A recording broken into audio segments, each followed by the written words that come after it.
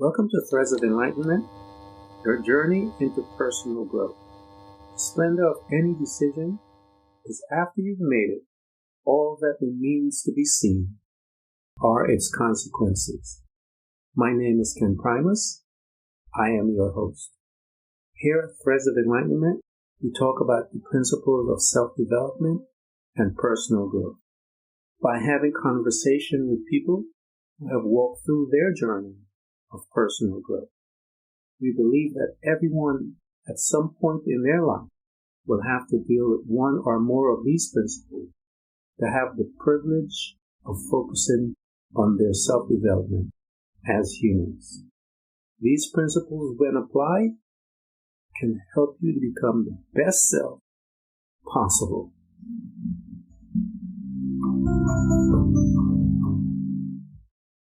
Welcome to Threads of Enlightenment. My name is Ken Primus. I am your host. In this episode, we're going to talk about the power of words. This is one of the most powerful podcasts that I would have done out of this series dealing with personal growth. The power of words play an important part in your development. One of the things, principles that you would have to learn in the process of personal growth is how words and the power of the words and how they affect you. And we've talked about that from the beginning of this podcast, how words affect you. There are seeds that are planted by your parents, your grandparents, or whoever it is that have planted certain seeds into your spirit that grows. And those seeds were deposited into your spirit by way of words. And so King Solomon has a statement that he mentioned. He said, "Pleasant words are as honeycomb, sweet to the soul and health to the bones." And so what does that say to me? It says that pleasant word is as honeycomb, sweet to the soul. That talks to me as much as it is to my soul, that it is also to your soul. It's health to my bones. And so the words that you speak about yourself is either going to be good to your soul and health to your bones. And so it's very important what you say to yourself. And what we're going to do is take a little break. I just wanted you to give you an overview and just to begin to prick your thoughts and about this particular episode, and that we're going to be focusing on words. And I guarantee you that if you get good insight onto this, that it can change your life. Your words, the two keys that we're going to focus it on is your words along with your perspective. You change those two things and you will be amazed at how your world will change. But we'll be right back after this and continue our lesson on the power of words. Welcome back to Threads of Enlightenment. And as mentioned, we were talking about words and the power that is within those words and how it affects one's life and produces certain things as it grows in our heart, our spirit, our mind. There's a big today out. If you look in a TV set, you'll see the communication being talked about by within the political arena about our ex-president and the words that he said. And you hear talk about words matter. They talk about how it drives people, it causes people to act and do certain things. And words do matter. For believers, King Solomon, it says that a man shall eat good by the fruit of his mouth. And I know, as I mentioned before, that I grew up, part of my upbringing in the church talks about, the Bible talks about the power of words. Solomon mentioned that death and life are in the power of the tongue, and they that love it shall eat of the fruit. And so you are going to eat of the fruit of either death or life based on what you say out of your mouth. And what it does is that it creates a certain perspective that as you begin to hear these words over and over again, it creates a certain perspective within that individual, and that perspective becomes a reality. That reality becomes their world. That world now becomes their space that they live, think, speak, do everything out of and from. And so it is very important that you begin to understand that what you say to yourself is very important. And personal growth is about you, and it's not about what people are saying on the outside of you, because people will always say things about you, tell you all kinds of things. We've talked about that you're not beautiful, you're ugly, you're stupid, and all that kind of stuff. And again, those are words. Now, we've talked about the principle of whether you allow those words to come in and causes it to grow, which as children we tend to let that happen. Where it even adults, I know that men have dated women and say things to them to break them down, vice versa. So, and I think those type of things are evil, because if you understand the purpose of the words that you're saying, and to break down a human spirit, to me is really, really a dangerous thing, because that spirit is such a precious commodity, and it is our goal and intention to speak to ourselves, because we are also a precious commodity. And so we started where Solomon says that pleasant are words. Pleasant words are as honeycomb, sweet to the soul and health to the bones. And who wouldn't want to have those type of things in your life? And so be very careful what you say to yourself, because everything in this planet, everything has a frequency and a vibration, as they say. And that sound, as you release the words, there's sounds coming out of your mouth. And those frequencies will come into one's body and produce an outcome. I had mentioned earlier in one of the earlier episodes that I did an exercise with my children when they were younger, and we had the eldest and the youngest, and I had the eldest stood up and the youngest facing each other, and the exercise that I wanted my sons to understand was the power of their words and how it affects them to even a cellular level. And let me walk you through that exercise. That exercise was, I had the eldest and the youngest. And so I had the eldest saying that he was weak. Negative words. I just had him focus on speaking negative words. And so I had him extend his hand, and I had his little brother to try and pull his hand down. And I told my eldest son, hold your hand with all your might and all your strength, and keep saying all those negative words. And then I would instruct his younger brother to move his hand. And his younger brother just dropped his hand on his elder brother's hand, and it dropped to his sides. And I told him again, pick up your hand and just hold it. I mean, and as I was messing with him, saying that I can't believe you can, that you have your little brother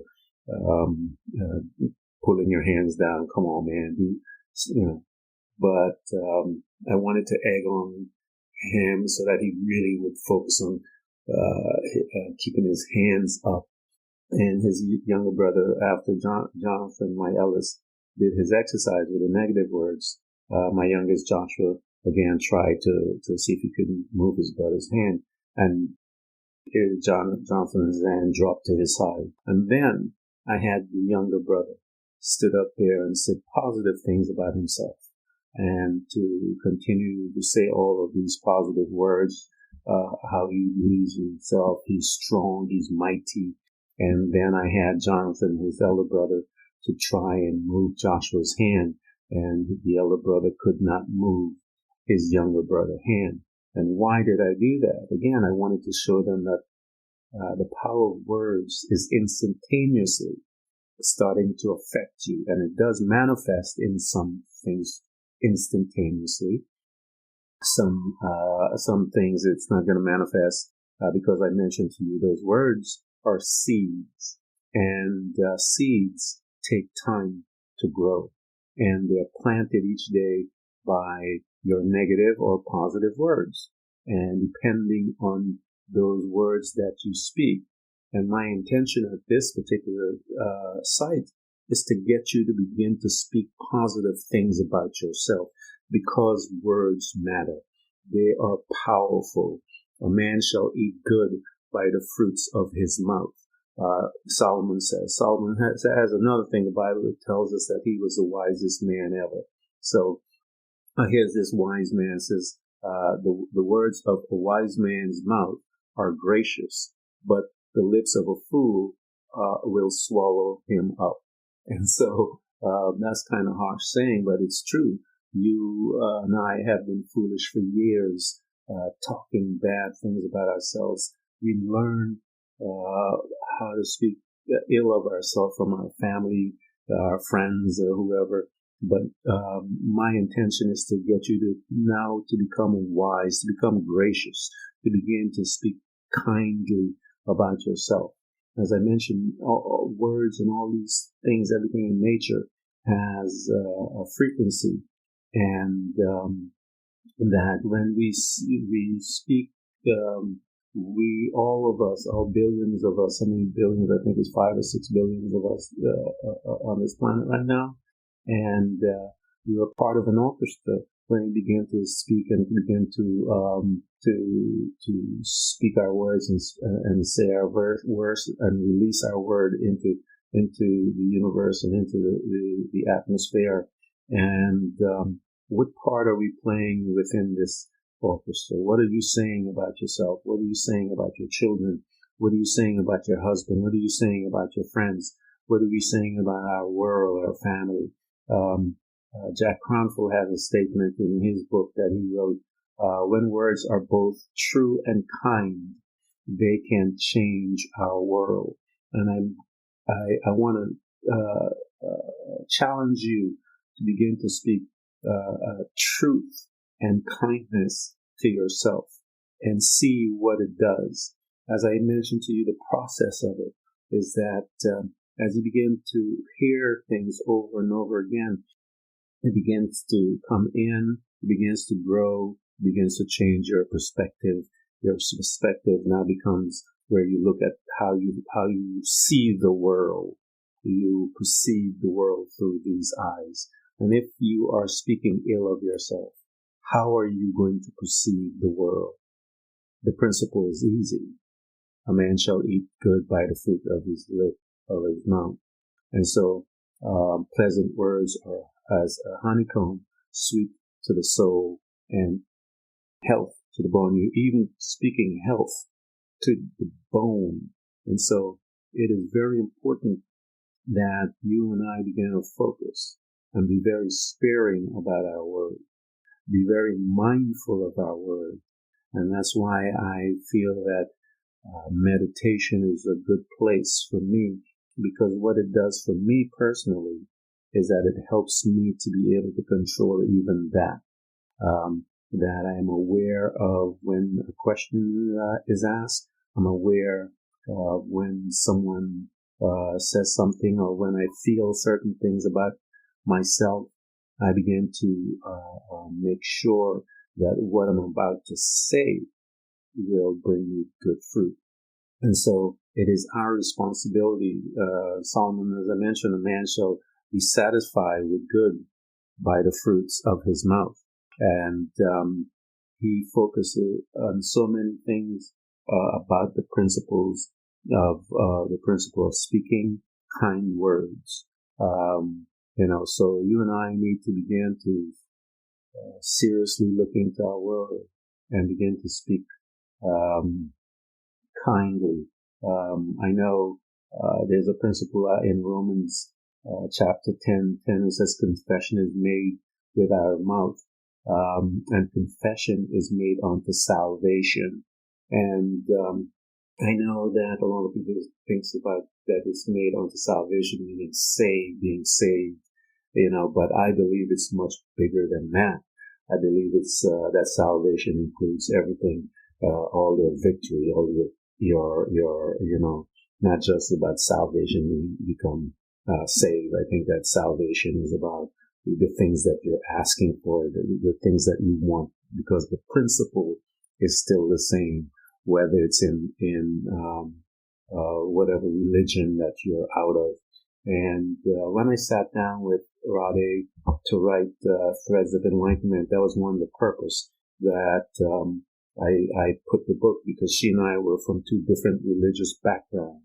But I wanted to show people that the principles are the same, whether you're a Muslim, whether you're a Hindu, whether you are Christian, whether you are an atheist. Your words matter. They produce fruit. It's seed, and it will manifest in your life. I guarantee you, everything that I am and who I am, I guarantee you that principle is correct. This is, words have the power to heal or destroy. And what does that say to you? When I read that scripture to you about King Solomon, it says, death and life are in the power of the tongue, and they that love it shall eat the fruit thereof. That talks about choices. Death and life are in the power of the tongue, period. And so the rest is about choice. You and I choosing which path we want to take. If you want to take the path of death, it's the same principle. You just have to plant the seed and say the words, and it's going to manifest what you're saying. And the same thing with life. I've known many people before. This is I want to live when they're close to the place of dying, and I've seen them said, "I'm not going to die," and I've watched them at a place where they're so close, and then they would come out of that. And I've watched healthy people who says, "I want to die," and they die. And so it starts the process where you see them start to deteriorate. And there's a principle in the Bible that says that you will have what you say. And that's true, because I've always said to you, why is that? Because once you believe what you say, it will manifest. Why? Because you and I are little gods. We are powerful creatures. We are creators. We create by speaking. We create as we begin to speak and believe. The principle says we believe, therefore we speak. And our confession is unto salvation. You see the process. So we believe. And as you begin to believe those words and they become true in your spirit, I am telling you, they will manifest fruit.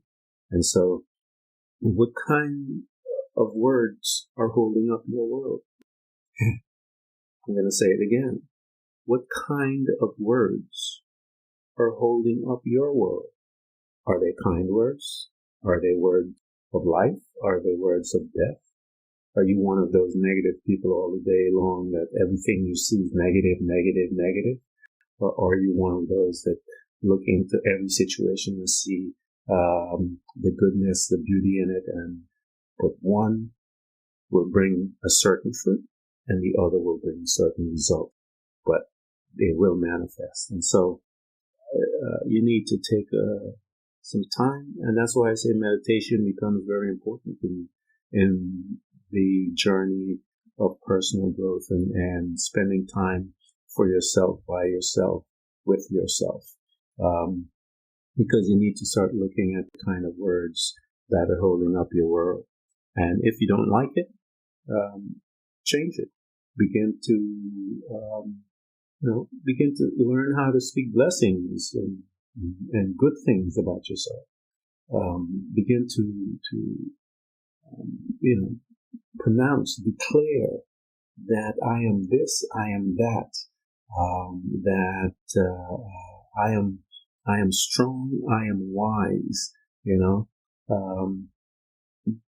become and begin to fall in love with yourself, to be kind to yourself. Eventually it will be a reciprocal relationship with yourself. You will see the growth, because as I mentioned to you, when I went on my journey to personal growth, I began to fall in love with myself, even though I had so much guilt and all the other things that was manifesting in my life. I knew that as I began this journey, that it would take some time I would begin to become stronger and free myself from all these different judgments that I had about myself, and that I had picked up and began to wear on my body and my soul and my spirit as people began to speak certain things to me. And so I had to learn that nope, this is my life.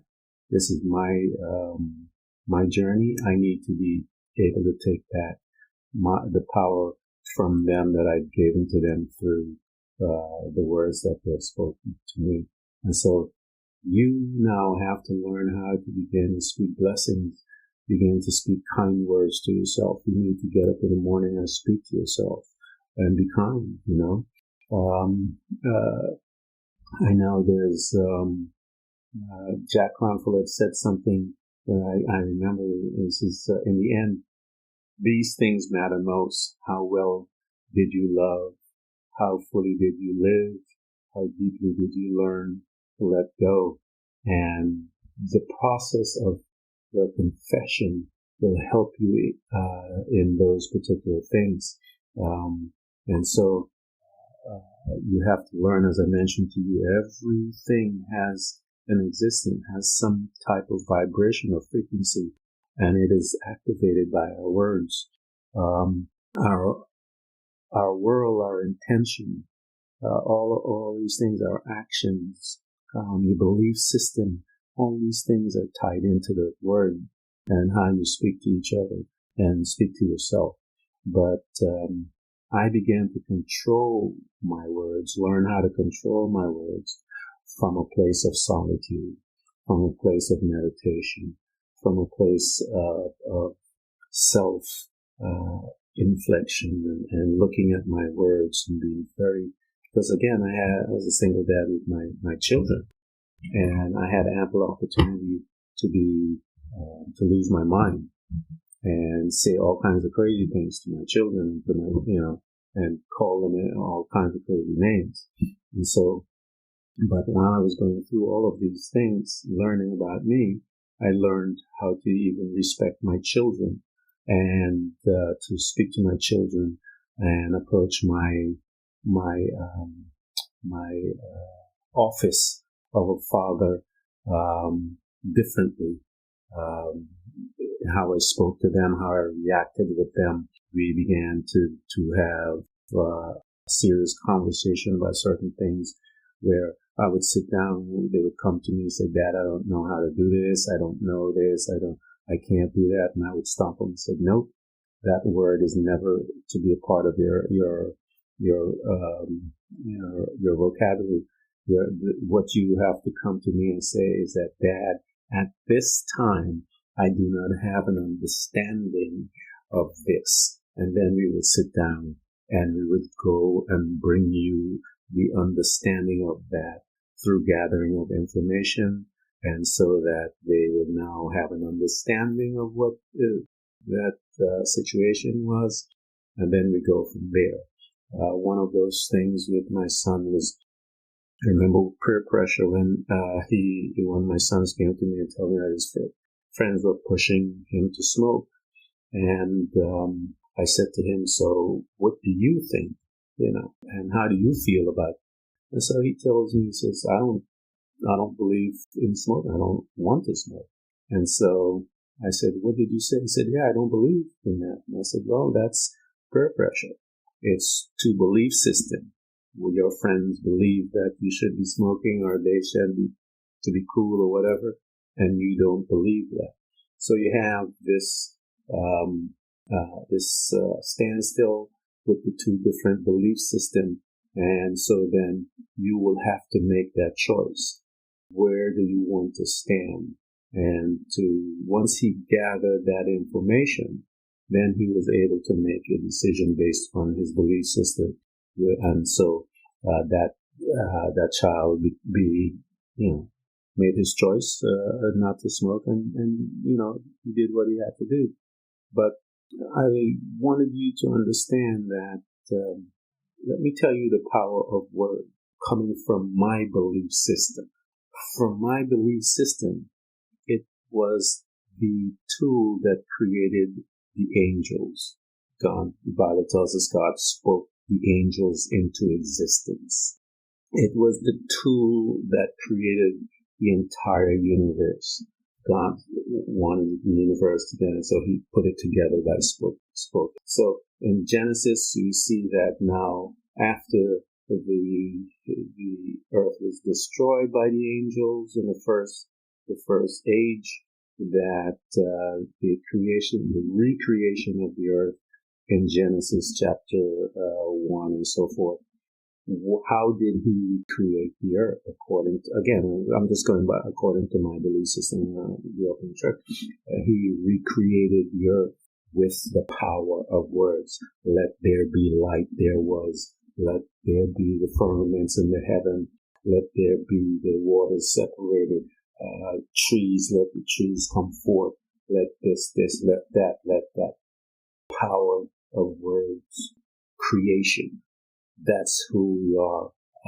Because in my belief system, when God was creating and speaking all these things, the creature man was still within him, was still inside this God that was confessing and calling those things that are not as though they were. And then when he finished with all of those things, he says that he takes this mud and then he releases the breath of life. He releases the spirit of man into this mud. And that spirit man, he turned around and says, we created this together. This is your dimension. Have dominion over it. There you go. And so you and I have that same power. And so that's why you see when your mom and your dad say these things about you and you believe it, it becomes real. And so you and I have to turn around all those seeds that were planted in us and begin to rip them out and plant new seeds. And your new seeds will plant and give you, as Solomon says, is sweet to the soul and health to your bones. He also said in one area that a man shall eat good by the fruit of the mouth. So whatever you believe and you begin to confess will manifest, and you will begin to change your life, and so that you can be a blessing to your children, to yourself first of all, and then to your children and so forth, your marriage, your husband, and your family and whatever. But the main thing is what you say about yourself. What you say about yourself. As I mentioned earlier, Jack Cranforth made a statement: when words are both true and kind, they can change your world. So what he's saying to me and all these things that I talked about with Solomon is that words are holding up your word. Worlds created where you're at. Words are holding it up. So what are you saying to yourself? And how are you going to change where you're at? How are you now going to begin to look at yourself when you get up in the morning? You can't look at yourself how you've been looking at yourself all this time because it hasn't changed. It's about time to begin to change. And so you have to get sick and tired, as they say, of sick and tired, of being sick and tired. But the purpose is that you need to come out of where you're at. Control that someone has over you. Take it away. Take away that slowly begin to, as they say things to you, you don't agree with it. Don't agree with it. So no, even if you have to say it on your breath. And you say it to yourself, go in the bathroom and say it to yourself, go somewhere or wherever. But one day you're going to get to a point when they're going to say to you, and you're going to stand with your head tall and look them dead in the eye and say, no, that's not me. And as you get to those places, and as you grow and move into that place and become stronger and become who you are, celebrate it, celebrate it, celebrate with, doing something for yourself. Go for a walk, or go someplace and just engage with yourself. And it is my hope that you begin from this day forward to begin to speak different words about yourself so that you will know what words are holding up your world, because you will see the fruit of it. So until next time, be kind to yourself and take this journey, this personal journey, serious, because there's freedom on the other side, guys. And so I want you to become free. So until next time, continue your journey. Everyone who's listening to this podcast, we hope to continually help you to learn how to embrace moments of darkness, because it is in the darkness that we learn how to develop and use our abilities to truly see those parts of ourselves often invisible to us in the light. It becomes your responsibility to navigate through all of your trials, to find out who you truly are and begin your journey to loving yourself, which is possibly one of the most difficult things you will ever do in your life. To love yourself and to find the real you. But always remember to enjoy the journey. Thank you for coming by. Please subscribe. And if you can support us financially, we deeply appreciate it. You can do this by hitting the heart button. Until next time, invite your family, friends, neighbors, anyone that you can. You can hear us on Buzzsprout, Apple Podcasts, Google Podcasts, Spotify, Apple Music, iHeartRadio, Castbox, Overcast, and many more.